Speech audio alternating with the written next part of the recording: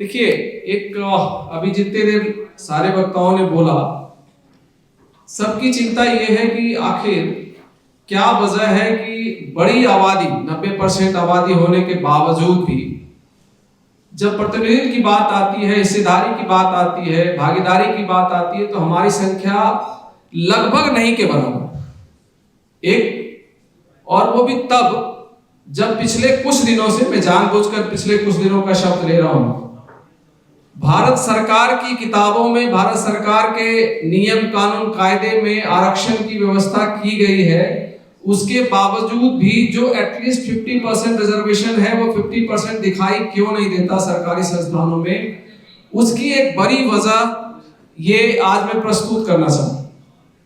जैसे अभी आपने देखा, अभी बहुत चर्चा है, मेंबर ऑफ पार्लियामेंट ने विश्वविद्यालय में प्रोफेसर, एसोसिएट प्रोफेसर और असिस्टेंट प्रोफेसर की नियुक्तियों में जो रिक्वायर्ड परसेंटेज है हमारे रिजर्वेशन का, आप सब जानते हैं, एससी के लिए 15%, एसटी के लिए 7.5% और ओबीसी के लिए 27%। ये तो अभी निर्धारित है, ये सरकारों के अंदर ये लागू है। उसके बावजूद भी ये जो एक स्लाइड आप देख रहे होंगे, इसका प्रोफेसर मनोज झा ने एक राज्यसभा में एक सवाल पूछा था, और उस सवाल के जवाब में जो सरकार ने रिप्लाई दिया, उससे ये लगभग क्लियर हुआ कि 85% सीटें आज भी प्रोफेसर की और एसोसिएट प्रोफेसर की विश्वविद्यालयों में खाली है। तो खाली है तो उसकी क्या वजह है, वो सारी वजह हम आपके सामने लाना चाहते हैं। ये जो स्लाइड है, ये हमने जानबूझकर लगाई है कि 80% सीटें आज भी प्रोफेसर पोस्ट में खाली है, 83% एसटीज की खाली है। तो ये क्यों खाली? और सारी चीजें कानूनी व्यवस्था में लिखने में कोई गलती नहीं है। कानून में आपसे कह दिया गया कि हाँ जी, आपको 15% एससी को रिजर्वेशन मिला हुआ है, 27% ओबीसी को और 7.5% एसटी को रिजर्वेशन मिला है।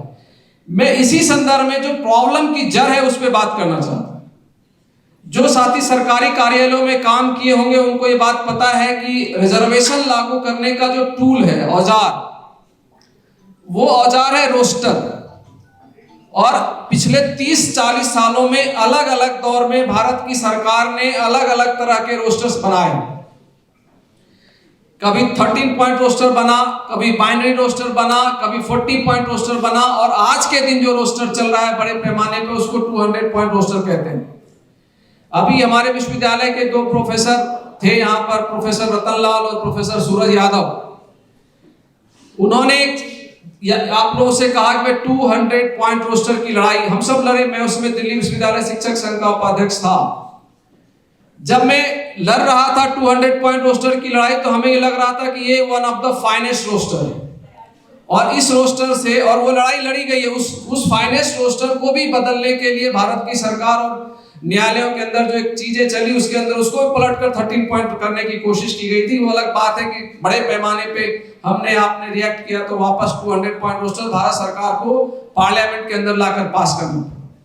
लेकिन मैं आज जो बताने जा रहा हूं, उस 200 पॉइंट रोस्टर के अंदर वो सारी बेईमानी जिसकी खिलाफत हम कर रहे थे 13 पॉइंट रोस्टर की, वो सारी बेईमानी आज भी वहां पर है, वो बदला नहीं है। ये दुर्भाग्यपूर्ण है। सवाल यह है कि जब 13 पॉइंट रोस्टर की सारी चीजें वहां पर है, तो हमने 200 पॉइंट रोस्टर लड़कर वापस क्या ले लिया? कैसे है और इसकी क्या जरूरत है हमको? ये चीजें आप एक बार थोड़ा सा नेक्स्ट पे जाइएगा। आपको मैंने एक दिखा दिया अभी, ये तो नया आंकड़ा था जो सेंट्रल यूनिवर्सिटी का आया है। ये जो आंकड़े हैं ये आईएम्स के हैं, Indian institute of management. Bharat के अंदर कुछ टॉप की संस्थाएं हैं, उसमें आईआईटी है, आईएम्स है और सेंट्रल यूनिवर्सिटी है, जहां पर एजुकेशन दिया जाता है और शिक्षकों की नियुक्ति होती है। हम जो बातें कर रहे हैं उसमें शिक्षकों की नियुक्ति की बातें कर रहे हैं। आपके सामने है कि आज के दिन भी 60% ओबीसी एससी पोस्ट वैकेंट है आईएम्स में। और इससे भी खतरनाक, नेक्स्ट पे चले जाइएगा थोड़ा, जरा इस चीज को आप लोग ध्यान से देखिए, और आपको मैं आंकड़े दे रहा हूं, इसको आप ध्यान से देखिएगा। ये नागपुर आईएम का डेटा है। नागपुर आईएम के अंदर एससी की कितनी सीटें हैं, कितने प्रोफेसर हैं आज के डेट में? 0%। एसटी की कितने हैं? 0%। ओबीसी की कितनी है? 0%। मतलब 100% प्रोफेसर जो है उस आईएम में पढ़ाने वाला कौन है? वो अपर कास्ट है। ये डेटा है। और उस समय में जब इस देश में अमृत महोत्सव मनाया जा रहा है, हम अमृत मिल रहा है हमें, ये SC ST OBC का अमृत है, ये हम सबको सोचना है कि हमें उस अमृत में हमारी भागीदारी कितनी है।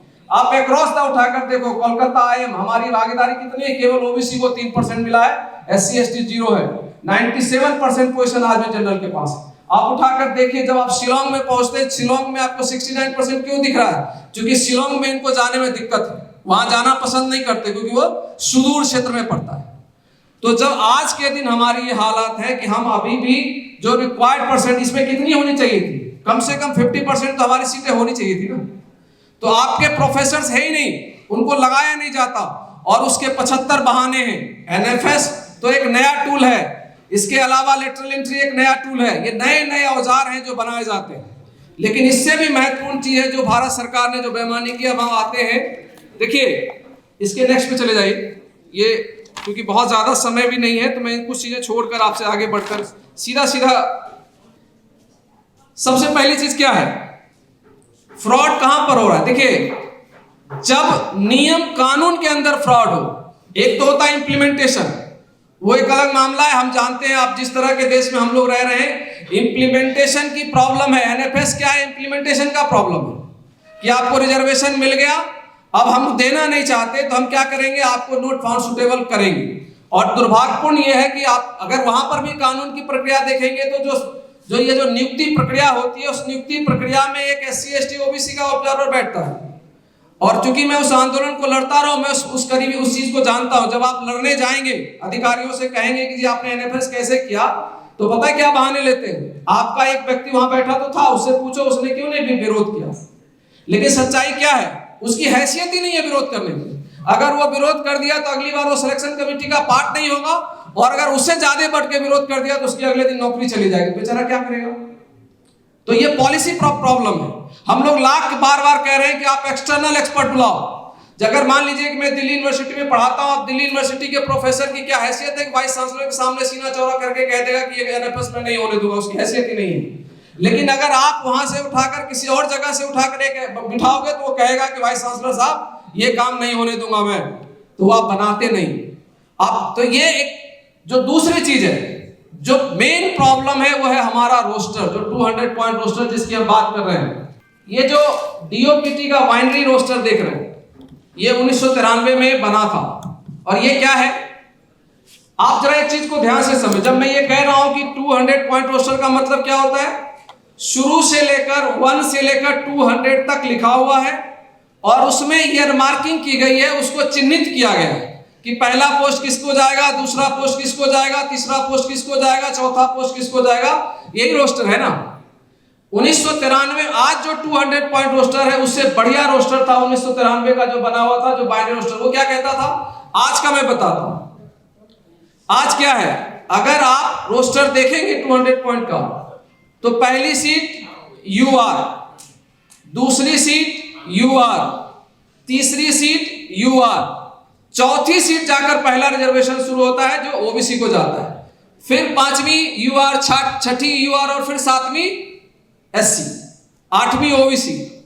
ये जो बाइनरी रोस्टर था जिसको हम लोग भी प्रपोज कर रहे थे शुरू में, बाइनरी रोस्टर क्या कहता था, एक सीट रिजर्व, एक सीट अनरिजर्व, एक सीट रिजर्व, एक सीट अनरिजर्व। उसमें क्या है, तब आपका एटलीस्ट कम से कम 50% रिजर्वेशन पूरा हो जाता था। लेकिन उसको बड़ी चालाकी से उस 1993 के रोस्टर को हटा दिया गया, और क्या लाया गया, 1997 में लाया गया ये 13 पॉइंट रोस्टर। अभी 200 पॉइंट रोस्टर वहां नहीं आया, पहले वहां पर लाया गया 13 पॉइंट रोस्टर, और 13 का मैं पूरा आंकड़ा आपको दे देता हूं।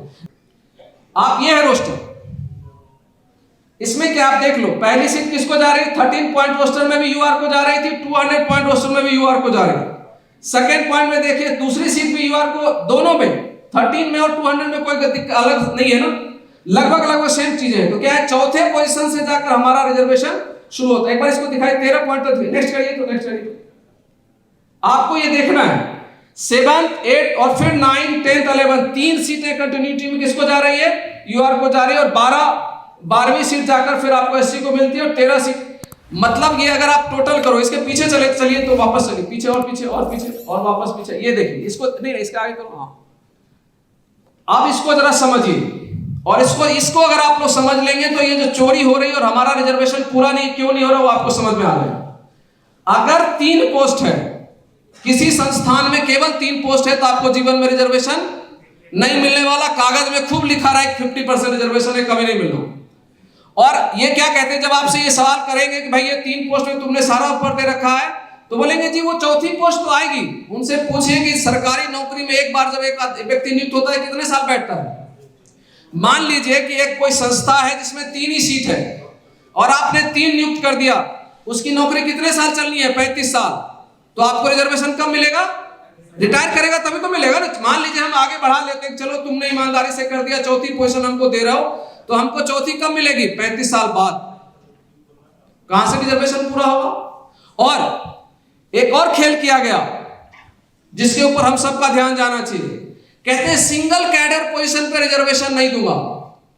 और ज्यादातर सीटें जो डिसीजन मेकिंग बॉडी की जो सीटें हैं सब क्या है, सिंगल कैडर। एग्जांपल ले लीजिए, कॉलेज का प्रिंसिपल सिंगल कैडर है, जीवन में प्रिंसिपल में रिजर्वेशन नहीं मिलेगा। और हम सब जानते हैं कि एक अकेला प्रिंसिपल 300 प्रोफेसर और 200 नॉन टीचिंग स्टाफ को अपनी उंगली पे नचा सकता है। ये पावर है इस देश में, नियम कानून कितना है हमें पता है। तो आप सोच कर देखो कि जब ये चीजें रहेंगी। इसके नेक्स्ट पे देखिए, 6 पोस्ट में भी आप एक से रुक जाओ, 6 पॉइंट में कितने हैं, वहां पर भी 83% यूआर को जा रहा है। और 13 पोस्ट तक भी आप जाओगे तब भी आपका 50% रिजर्वेशन नहीं मिलता। 13 पॉइंट तक भी काउंटिंग होगी तो केवल 69% यूआर को सीटें जाएंगे। हमारी कितनी बन रही है, 31%। और रिजर्वेशन हमें कितना मिला हुआ है, 50। तो आप बताओ इस देश में अधिकांश डिपार्टमेंट क्या है, इतनी चालाकी से डिपार्टमेंट्स को तोड़े गए हैं। ये सेक्शन वो सेक्शन वो सेक्शन, कभी 13 को क्रॉस ही नहीं करता। तो इसलिए तो दिखता है कि 80% सीटें खाली है, 85%।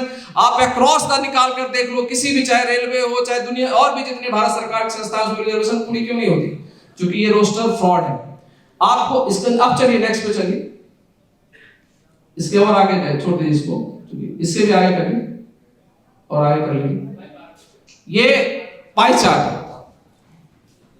अभी एक चीज पे ध्यान से एक चीज सुनिएगा, इसमें चूंकि ईडब्ल्यूएस का मेंशन नहीं है, इसका फॉर्मूला क्या है, एक सेकंड, हाँ ठीक है 10% वो सॉरी, फॉर्मूला क्या है उसको समझिए।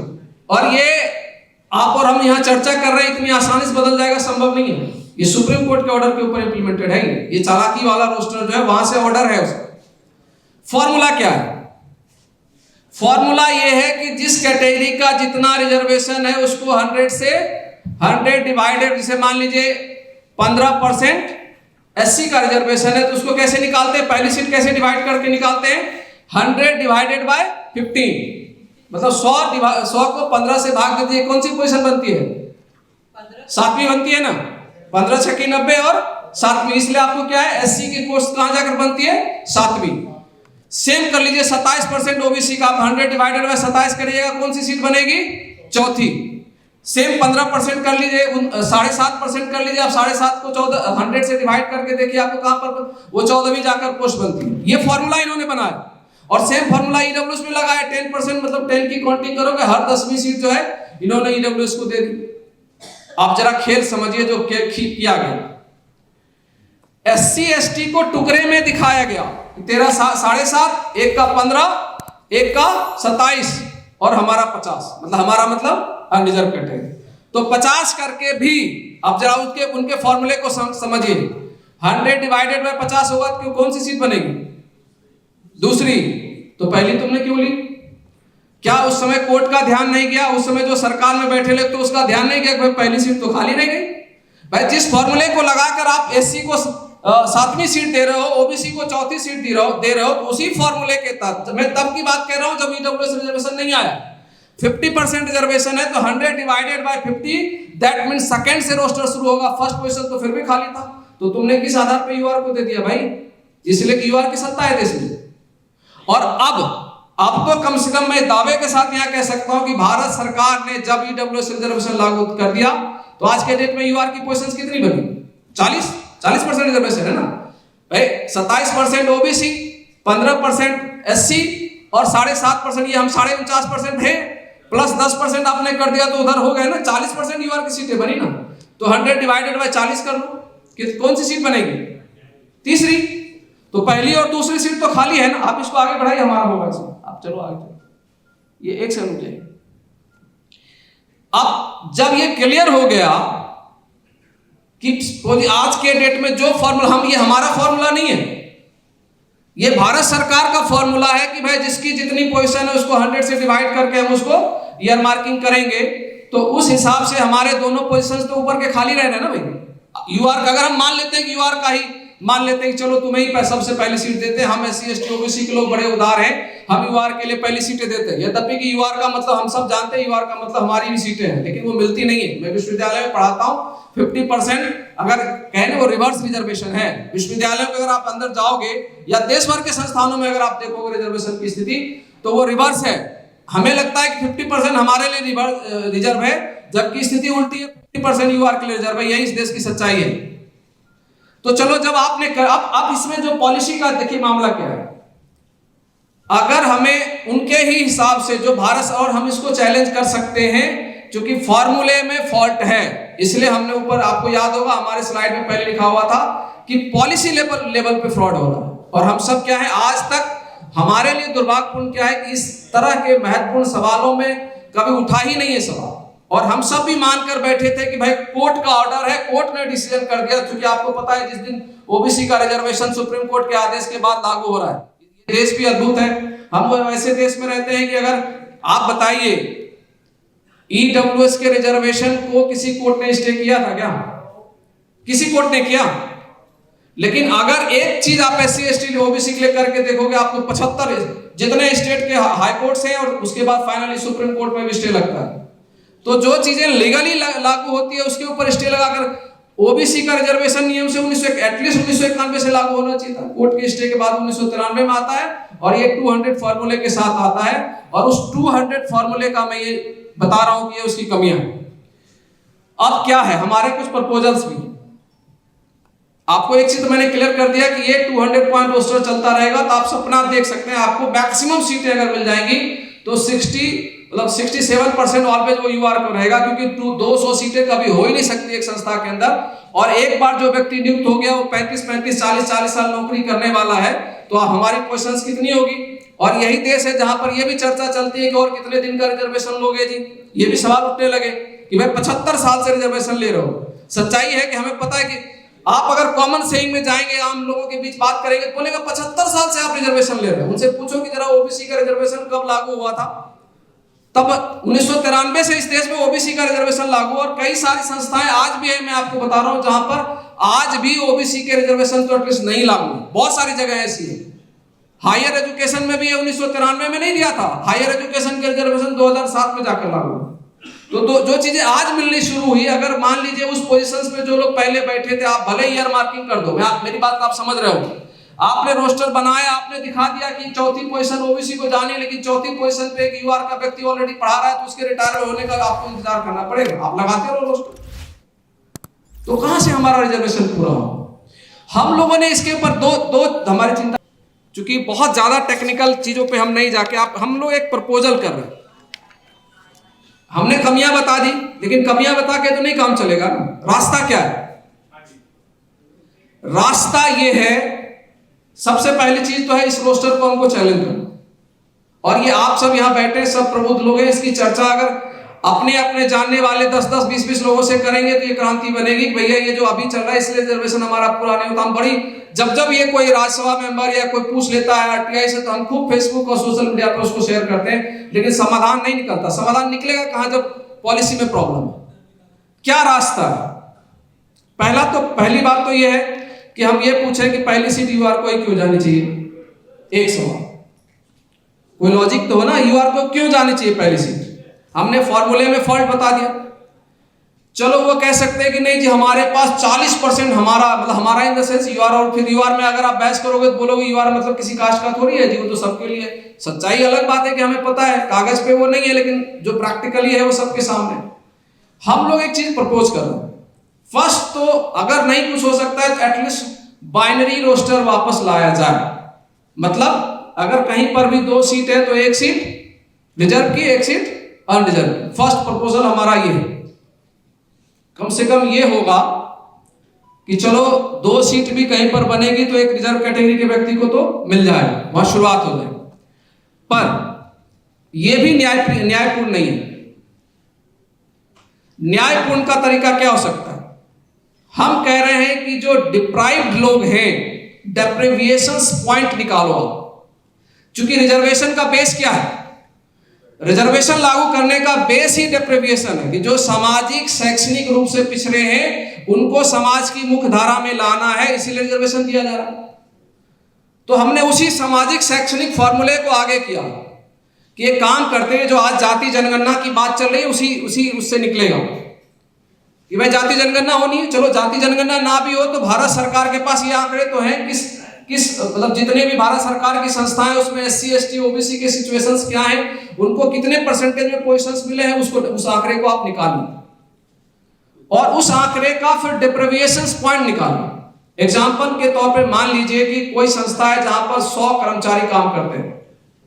100 कर्मचारी काम करते हैं तो नियम के हिसाब से 7%, अभी के हिसाब से जनसंख्या वाली चीजें होंगी वो एक अलग बात है, 7% आज भी रिजर्वेशन है उनका। तो अगर आप 100 में 7 लोग अगर वहां उपलब्ध हैं तो इसका मतलब वो डिप्राइव्ड नहीं है भारत सरकार के नियम के हिसाब से। 27 OBC है तो इसका मतलब उनका भी सीट पूरा हो गया और 15 SC है तो उनका भी पूरा हो गया। लेकिन हम सब जानते हैं सच्चाई क्या है, अभी हमने सारा डिटेल आपको दिखाया। जब आप डेप्रिविएशन निकालने जाएं, मेरा ये कहना है कि आप डेप्रिविएशंस निकालो कि जिसके जितने रिक्वायर्ड थे 15% SC के, 27% OBC के और 7% 7.5% ST के, वो पूरे हुए या नहीं हुए। अगर नहीं हुए तो जो सबसे पीछे जिसको सबसे कम मिला, चाहे वो ST हो, चाहे OBC हो, चाहे SC हो, उसको पहली सीट दो। भाई अल्टीमेटली हम यही तो चाहते हैं ना कि जो डिप्राइव्ड लोग हैं उसको बराबरी का हक मिले। तो हम ये प्रपोज कर रहे हैं कि भारत सरकार अपने सरकारी संस्थानों में नियुक्त कर्मचारियों के बीच जाए, उसके डेटा को खंगाले और जो सबसे ज्यादा डिप्राइव्ड है उनको पहली सीट दी जाए और फिर उसको ऊपर तरीके से आप लगाते जाए। मान लीजिए कि ST सबसे ज्यादा डिप्राइव्ड है, पहली सीट उसको दे दो। हम ये नहीं कह रहे कि आप, है ना, क्योंकि हमने आपको फॉर्मूले दिए कि भाई 100 आप जब 100 पॉइंट लगाते हो 40% उनका है, 40% में एटलीस्ट ऊपर की 2 सीटें आज भी खाली, तो उस हिसाब से पहला उनको फिफ्ट करो, जो सेकंड डिप्राइव्ड है उनको दो और तब तीसरी सीट जो आप व्यवहार कर दो, तो हम विरोध नहीं करते। और चौथी फिर जो डिप्राइव्ड है उसको, ये स्ट्रक्चर आप बनाओ। जिस दिन ये स्ट्रक्चर बन गया उस दिन से आप, जब ये रिजर्वेशन जब लागू होगा तब जाके आपको जो रिक्वायर्ड परसेंटेज हमारा है, जितने हमें दिया गया है, और उससे एक और महत्वपूर्ण चीज होगी, ये जो सिंगल कैडर का झुंझुना थमाया गया ना, सिंगल कैडर उसी दिन गायब हो जाएगा। मैं आपको बता रहा हूं, जैसे ही पहली सीट रिजर्व होगी, ST के लिए मान लीजिए रिजर्व हो गई, तो देना पड़ेगा ना, प्रिंसिपल तो ST बनाना पड़ेगा। तब देखना यही लोग कहेंगे कोई सिंगल कैडर नहीं होता, और हम भी यही चाहते हैं कि आप कह दो कि कोई सिंगल कैडर नहीं होता। क्योंकि अगर ये चीजें नहीं हुई तो आप ये मान कर चलो, आप कितना भी लड़ते रहो, कागज पे कितने भी रिजर्वेशंस लेते रहो, आपके रिजर्वेशंस हमारे आपके रिजर्वेशन पूरे नहीं होने। लड़ाई बड़ी है, अभी तो हमारी एक अलग लड़ाई है। जब जाति जनगणना होकर आएगी तो हम सबको पता है कि आबादी क्या निकल कर आनी है। 2-3 राज्यों ने कर दिया, सबके सामने है कि किसकी कितनी आबादी है, और जिनकी आबादी 10% नहीं है वो अपना 10% ले चुके हैं। और इस देश में बड़े हर कोई ये नारा लगा रहा है ना भाई कि जिसकी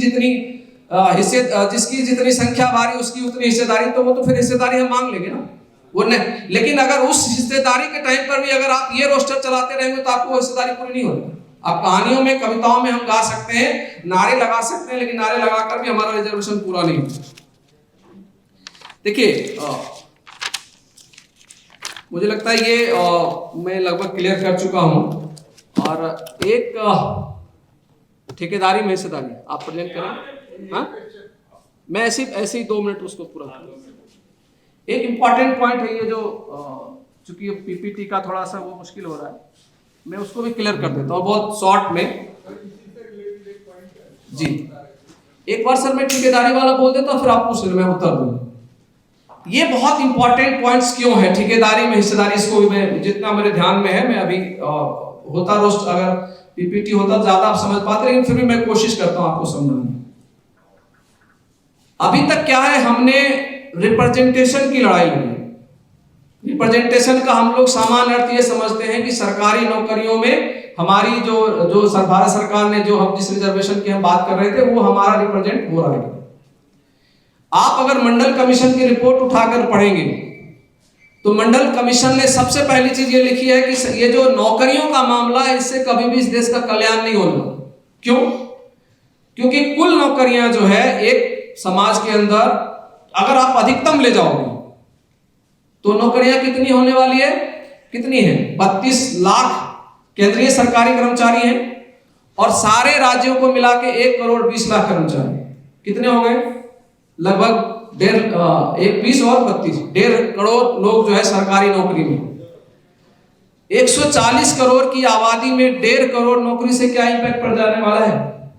हम लड़ाई इसलिए लड़ते हैं क्योंकि वो भी हमें ईमानदारी से मिलता नहीं, और थोड़ा सा अगर हम अधिकारी पदाधिकारी बन जाते हैं तो हमारा और हमारे आसपास के लोगों का हौसला बढ़ जाता है, इसलिए हम रिप्रेजेंटेशन मांग रहे हैं। लेकिन इस समाज को अगर न्यायपूर्ण बनाना है, सबको जो गैर बराबरी का जो इतनी बड़ी खाई आप देखते हैं रोज, अभी भी ऑक्सफोम की एक रिपोर्ट आई है सबने, और कोई नई बात नहीं है कि किस तरीके से 10% लोगों ने सारे संसाधनों पे कब्जा कर रखा है, हम सबके सामने। और 10% में भी 2, 4, 5 तो ऐसे हैं जो जिनकी 80% जिनके ऊपर हिस्सेदारी उन्हीं के पास। मेरा ये प्रपोजल है, ये हमारा प्रपोजल नहीं है, वी द पीपल जो प्रपोज कर रहा है। हमने एक आंकड़े लगाए, 2023 की जो जीडीपी, भारत की जीडीपी थी वो 300 लाख करोड़ रुपए की थी। ये, और मैं ये नहीं कर रहा हूं, ये आंकड़ा भारत की पीआईबी ने दिया, वो अगर पेपर होता तो आपको मैं दिखा देता। 300 लाख करोड़ रुपया का जीडीपी था 2023 में भारत का। 300 लाख करोड़ में से अगर हम ये मान लें कि चलो जीडीपी का कुछ हिस्सा, मान ली 5% हिस्सा भारत सरकार में और राज्य सरकारों में नौकरी करने वाले लोगों के सैलरी में जाता है, तो कितना बनेगा? वो 15-16 लाख करोड़ रुपया बनेगा। टोटल 15-16 लाख करोड़ बनेगा। वही भारत सरकार और यूनाइटेड नेशन ये कहती है कि भारत की जीडीपी का लगभग 20 से 22% हिस्सा किसमें जाता है? सरकारी ठेके में। अगर आप उसको 300 से 22% निकालोगे तो कितना बनता है? 68 लाख करोड़ रुपए। तो नौकरी की जगह अगर हम बात करेंगे तो कितना बन रहा है? 15 लाख करोड़, और ठेके की बात करेंगे तो कितना बन रहा है? 68 लाख करोड़। और अभी हम कहां पर लड़ रहे हैं? हम 15 लाख करोड़ की लड़ रहे हैं, हम 68 लाख करोड़ की बात ही नहीं कर रहे। उसमें SC ST OBC की कितनी हिस्सेदारी है, उसमें हमारे समाज के लोग कितनी ठेकेदारी कर रहे हैं, किसी को पता नहीं। लेकिन मैं कुछ आंकड़े आपको देता हूं, और ये मेरा आंकड़ा नहीं है। भारत सरकार ने क्या किया, 2006 में एक कानून बनाया। 2006 में ये जो UPA 1 की सरकार थी, उसने एक कानून बनाया। देखिए, जब आप SC ST OBC रिजर्वेशन में इनको बड़ी परेशानी होती है, लेकिन और अन्य तरह के रिजर्वेशन इस देश में खूब है। मल्टीनेशनल कंपनियों के लिए बहुत सारे आरक्षण किए गए। जैसे मान लीजिए भारत सरकार का कोई छोटा जो कंपनी है, उसके कई जगह पर पाबंदियां हैं कि कोई मल्टीनेशनल कंपनी भारत में आकर काम करना चाहती है तो उसको भारत सरकार की कुछ कंपनियों से टाई अप करना पड़ेगा, ऐसे सीधे काम नहीं कर सकती। ये आरक्षण लगता है तब कोई, ये ना इस देश की मीडिया चिल्लाती है ना इस देश के और लोग चिल्लाते हैं। तो उसी भारत सरकार ने नियम बनाया कि मैं जो 68 लाख करोड़ का आंकड़ा दे रहा हूं कि भारत की जीडीपी का जितना हिस्सा ठेकेदारी में जाएगा उसका 20% कम से कम लघु और सूक्ष्म उद्योग वाली कंपनियों को देना पड़ेगा। ये भारत सरकार ने कानून बनाया, ठीक है। और उसमें फिर कहा कि इस 20% में से 4% SC ST इंडस्ट्रीज को जाएगा और 3% महिलाओं को जाएगा। ये भारत सरकार ने कानून 2006 में बनाया। 2006 में बना हुआ कानून लागू हुआ जाकर 2012 में। पहली चिट्ठी का एग्जीक्यूटिव ऑर्डर्स जाते हैं, कानून बनने के बाद एग्जीक्यूटिव ऑर्डर्स जाते हैं। 2012 में इसको एग्जीक्यूट करने के लिए ऑर्डर जारी किए, ठीक है, लागू कर दिया गया। 2015 के अंदर जब हम जैसे एक्टिविस्टों ने खूब शोर शराबे मचाते हैं, जैसे हर बात पे मचाते हैं, तो जब मचाया गया और भारत सरकार ने चेक किया 2015 में कि ये जो SC ST के लिए जो 20% था, मतलब आज के दिन का हिसाब लगाएं तो 68 लाख करोड़ का 20% और फिर उसका हमारा 4%, और नहीं तो अगर कॉमनली लेंगे तो 68 लाख करोड़ का अगर 27% OBC को मिलता तो आप निकाल लीजिए कितने पैसे होने चाहिए थे। वो कम से कम 17 लाख करोड़ OBC परिवारों को जाना था, और उसी अनुपात में SC और ST का भी आप निकालो।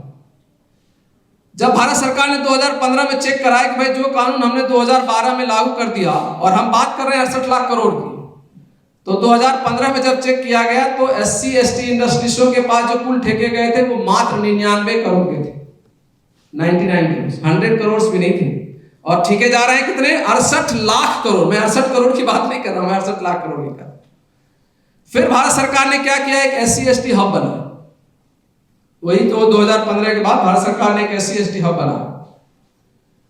SC/ST हब बनाने के बाद अब जो आंकड़े आए हैं 2023 के, कब से, 2015 से लेकर 8 साल बीतने के बाद आज के दिन जाकर कुल जो SC/ST इंडस्ट्रिस्टों को ठेके में पैसा ठेका मिल रहा है, कुल मिलाकर कितना है, 1400 करोड़, मात्र 1400। अगर आप परसेंट, और ओबीसी का तो डेटा ही नहीं, चूंकि ओबीसी का रिजर्वेशन वहां लागू नहीं है, SC/ST का है और विमेंस का है। अब यहां पर भी सेम सवाल उठते हैं कि आप कानून तो बना देते हो, दिखाने के लिए हो जाता है, वाहवाहियां ले लेते हो, हमारे समाज के लोगों को दिखाते हो, देखो आपके लिए हमने ये प्रावधान कर लिया, और उन प्रावधानों के नाम पर खुश होकर हम बहुत सारा वोट भी उनको देकर आ जाते हैं। पर प्रावधान बनाने के बाद खेल किया जाता है, और वो आंकड़े मैंने आपको दिए, क्या खेल होगा आप मुझे बताइए। आप कहोगे कि हमने कानून बना दिया कि 4% रिजर्वेशन आपको मिलेगा, लेकिन जब टेंडर निकलेगा और उसमें कहोगे कि भाई 500 करोड़ का आपके पास कैपिटल होगा, तब हम आपको ये ठेका देंगे। आपके पास 10 साल का एक्सपीरियंस होगा इस क्षेत्र में काम करने का, तब हम आपको ये ठेका देंगे। तो कहां से लाएंगे हम? हमारी तो पहली पीढ़ी है ना, SC/ST OBC तो पहली पीढ़ी है, वो बेचारा कहां से 10 साल का एक्सपीरियंस लाकर देगा, कहां से 500 करोड़ का कैपिटल लाकर देगा? तो जो अधिकारी बैठे हैं उनको पता है कि कैसे आपके कागज में रिजर्वेशन और प्रावधान, बाकी जो भी अपलिफ्टमेंट के जितने रूल रेगुलेशन बनाने, वो हंसते हैं जब ये कानून बन रहा होता है पॉलिटिकल प्रेशर के अंदर। तो ये अधिकारी अपने अपने कार्यालयों में बैठकर हम लोगों पर हंस रहे होते हैं कि अच्छा कोई बात नहीं, आप बना दो, बाकी काम तो हम देखेंगे ना कैसे घुमाना है। तो वही घुमाया जाता है। और अगर ये चलता रहा तो चाहे कि कुछ भी हो जाए, देखिए इस चीज को समझिए कि हम लोगों ने अब जो नेक्स्ट स्टेप लिया है कि भाई ये सामाजिक शैक्षणिक पिछड़ेपन और प्रतिनिधित्व की लड़ाई के आगे हमको सरकारी ठेके में हिस्सेदारी चाहिए, तो उसकी एक वजह है। और ये एक बड़ा पॉलिटिक्स, हमारे अभी भाई जो बाप पार्टी के थे, ये भारतीय आदिवासी पार्टी के, ऐसे बहुत सारे ऑर्गेनाइजेशन इस देश में खड़े होते हैं, पॉलिटिकल ऑर्गेनाइजेशन। और आप जानते हैं पॉलिटिकल ऑर्गेनाइजेशन को रन करने के लिए बहुत सारी चीजों की जरूरत पड़ती है, उनको फंडिंग की भी जरूरत पड़ती है, उनको और तरह के सहयोग की जरूरत पड़ती है। लेकिन जब हमारा समाज खुद ही अपने रोजी रोटी के लिए संघर्ष कर रहा है, तो वो अपना नेता पैदा कैसे करेंगे? आपको हमको अगर अभी मान लीजिए जरूरत पड़े कि हमको एक मेंबर ऑफ पार्लियामेंट को लड़वाना है, उसको बेचारे को चुनाव लड़ने के लिए 2 करोड़ रुपए खर्चा चाहिए, तो हम में से आप में से कितने लोग हैं जो उसको चंदा दे सकते हैं? कोई नहीं दे सकता ना। हम 5,000, 10,000, 50,000 दे भी देंगे तो उसमें, चूंकि एक सिस्टम ऐसा क्रिएट किया गया है कि वो चुनाव लड़ना है उसको, तो उसको इतने पैसे खर्च करने पड़ेंगे। और हम आप कहते हैं, अभी भी कई साथी कहकर गए कि भाई हमारा नेता वहां जाकर बोलता नहीं है। कैसे बोलेगा? उसको पता है कि जब मैं दोबारा चुनाव लड़ने जाऊंगा तो मुझे वही फंडिंग लेने के लिए उन्हीं लोगों के पास जाना पड़ेगा जिसके खिलाफ मैं बोल रहा हूं, और वो फिर मुझे फंड नहीं देगा और सब उसी पार्टी से जाकर हमारा टिकट भी कटवा देगा, तो कहां से लड़ेगा?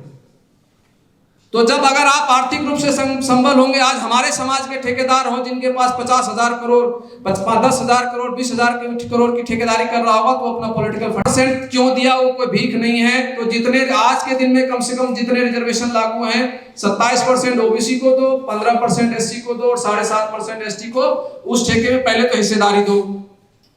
दूसरा, जब यही भारत सरकार मल्टीनेशनल कंपनियों को भारत आना है, तो उसके साथ ये बाध्यता लगाती है कि आपको जो है अलाइन करना पड़ेगा यहाँ के लोकल छोटे छोटे यूनिटों के साथ। तो उसी तरह के प्रावधान तो हमारे लिए भी हो सकते हैं ना। कहा जा सकता है कि SC/ST के 4 कंपनी मिलकर आओ और ये ठेके लेकर जाओ। अकेले में मान लीजिए हमारे पास 500 करोड़ नहीं हो सकता, लेकिन हमारे 4 इंडस्ट्री जो SC/ST समाज के हैं, OBC समाज के हैं, वो आपस में मिलकर 500 करोड़ तो इकट्ठा हो सकता है। तो जब आप पॉलिसी फ्रेमिंग करेंगे, ये काम करेंगे, तभी तो होगा। और दूसरी चीज, जो बैंक का लोन है, मैं एक लास्ट बात कह के, क्योंकि काफी देर से हो रहा है, एक घटना याद करिए,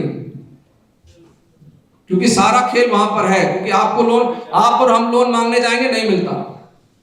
इस देश में एक कंपनी आई थी मोबाइल का, याद है, फ्री में बांट रही थी, जियो, खूब फ्री में बांटा गया ना। उस समय हमें यह लग रहा था कि अब मोबाइल पे बात करना और मोबाइल खरीदना भावता सर जो है जियो भाई साहब हमको मुफ्त में जीवन भर देते रहेंगे। और हम सब ने क्या किया, पुराने जितने सर्विस प्रोवाइडर थे सबको फेंका और उसका खरीद लिया। वो मछली का चारा था। आप आज तो समझ रहे होंगे किस मछली के चारे में लोग फंसे। उस समय कहा गया फ्री में, और आज कितना वसूला जा रहा है? 249, 300, पता नहीं कितने कितने तरीके से वसूला जा रहा है। आप जानते हैं वो खेल कैसे हुआ था? उस समय सरकारी बैंकों ने उसको उस संस्था को, उस कंपनी को 72,000 करोड़ का लोन दिया। तो अगर आपको कहीं फ्री में आ जाए 72,000 करोड़ लोन, तो आप मुफ्त में बांट सकते हैं ना। और बांटने के बाद क्या हुआ, हम शिकारी बन गए और अब शिकारी से वसूला जा रहा है। तो हम कह रहे हैं हमें भी लोन दो ना, SC ST OBC, ये प्रावधान करो कि SC ST OBC को भी उसी अनुपात में लोन मिलना चाहिए। जितना UR के लोगों को, ठेकेदारों को लोन देते हैं, उसी अनुपात में हमारी जो भागीदारी है उतना हमको लोन दो। फिर दिखाते हैं कैसे ठेका हम नहीं चला सकते और ठेकेदारी हम नहीं कर सकते। तो इसलिए लड़ाइयां बड़ी है। मैं अब यही अपनी बात खत्म करता हूं।